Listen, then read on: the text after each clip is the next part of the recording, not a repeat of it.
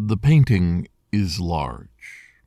Not overly large, not something that would fill a hotel lobby or go behind a large desk at an important institution. But to a child, it was gargantuan. 3 feet by 4 feet, on a table, being painted by my mother. At a time when she was using oil on canvas, and when she was creating a variety of paintings in a wide spectrum of subject matter, landscapes, still life, even portraits. And based on the month and date in the corner, I am 2 years old. The circumstances by which this painting was made, and the way in which it came back into my hands, describes a relationship with her art that I don't often talk about. But let's talk about it now. This is Jason Scott Talks His Way Out of It, a podcast about technology, history, and getting myself out of debt. Thanks to Jeff Atwood and the hundreds of other supporters on Patreon and elsewhere who have been supporting me and helping me get out of debt. I don't think the painting has a name, and if it does, I couldn't tell you what it is. It's of a dark and stormy sky over a roiling sea with waves crashing against rocks, and in the corner a lone seagull flying above it all. It was painted about 3 years into my mother's marriage, and living in the house in Hopewell Junction, it was something she was working on in the basement that became my playroom. And as for understanding any of the circumstances of family life back then, I would be very hard-pressed to tell you. My time in Hopewell Junction was peaceful, full of opportunity, engaging and wonderful even in winter, when the mountain would turn to gray and the paths were full of white snow, and I couldn't tell you what it was like for my mother. But she painted. She painted because she wanted to, because that was something you did in the suburbs. You took on a hobby. You learned about the other people in the neighborhood. You had social visits. Your kids played together.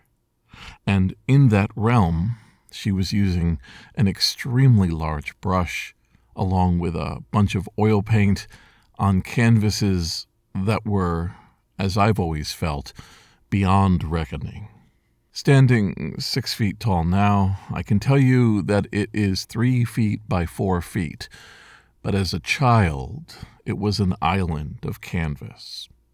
When she finally finished it and got it framed, my Aunt Susan took possession of it and kept it for the rest of her life, 50 years, and she hung it proudly in her different homes, which is where I would see it.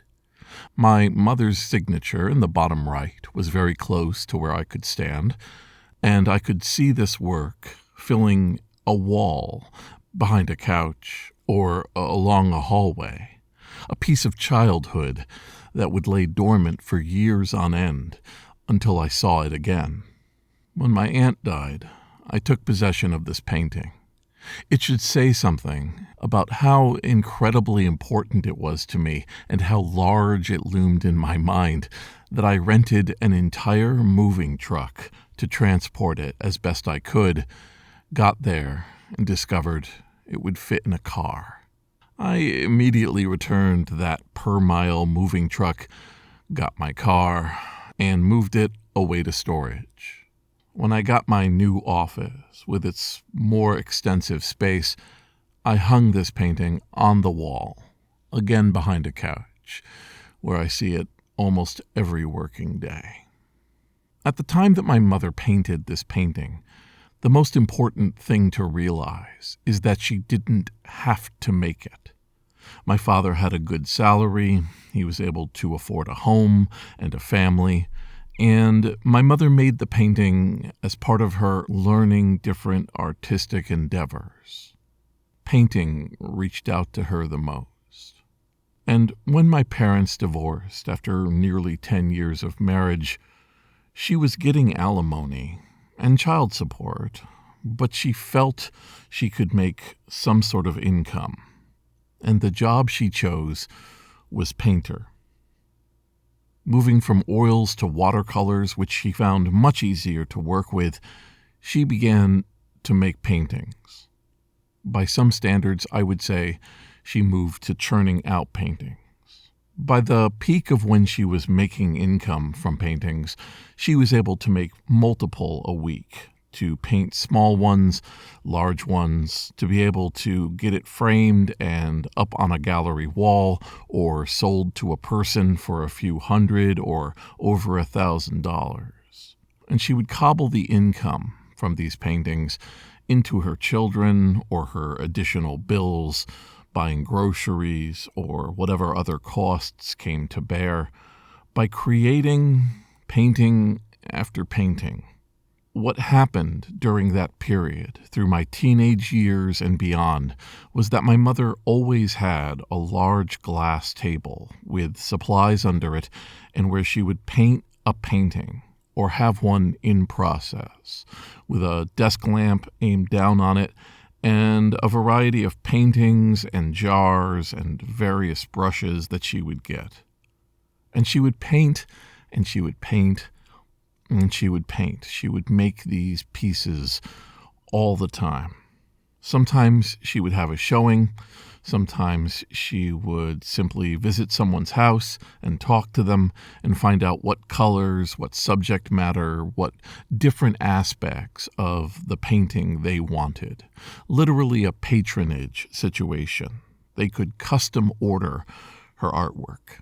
My father provided for his family that was now separated. This wasn't a poverty situation. But it's clear that painting became an income stream for my mother. And with that, the artistic aspect fell to the wayside. She would create paintings of a certain hue or of a landscape or lake that I feel were just coming one after another. Things she saw out in nature and lacking people, lacking still life. Occasionally she would slip in a deer or a small building. But what she would really do is paint trees and mountains, lakes and sky. And she would put this together over and over again for people who were buying it to make a room feel a little better. And it took me many years, like a person beginning to fit into clothes that were way too large for them, to really understand where these paintings were coming from. They were coming from necessity. They were coming from providing a small, formal show for people who wanted another piece of their lives to be a little bit prettier, to look a little better. But looking so many years in the past, there was a woman painting on a large table, a huge painting, limitless, filled with emotion, filled with action and potential, describing a roiling sea, imparting emotion, raw emotion, something coming from deep within, and something she felt very much that she could express, but would later hide away out of necessity. Those emotions now live on the wall of my office, where I am doing my own work, my own sets of considering compromise or reaching further as my mood strikes me. And every once in a while, as I walk in the back to pick up my next set of assignments, self-given and wide, so wide in their variety, I can look over and feel a very close connection to a person I probably could have stood to have learned a little better about who they really were. This is Jason Scott Talks His Way Out of It. Thanks to James Bighoyanu, Ernie Hershey, Michael Rubin, David Fisher, Sean Kelly, Trixie the Cat, Symbionts, Benjamin Guts, and Anonymous, along with the hundreds of other supporters on Patreon and elsewhere, who have been supporting me and helping me get out of debt.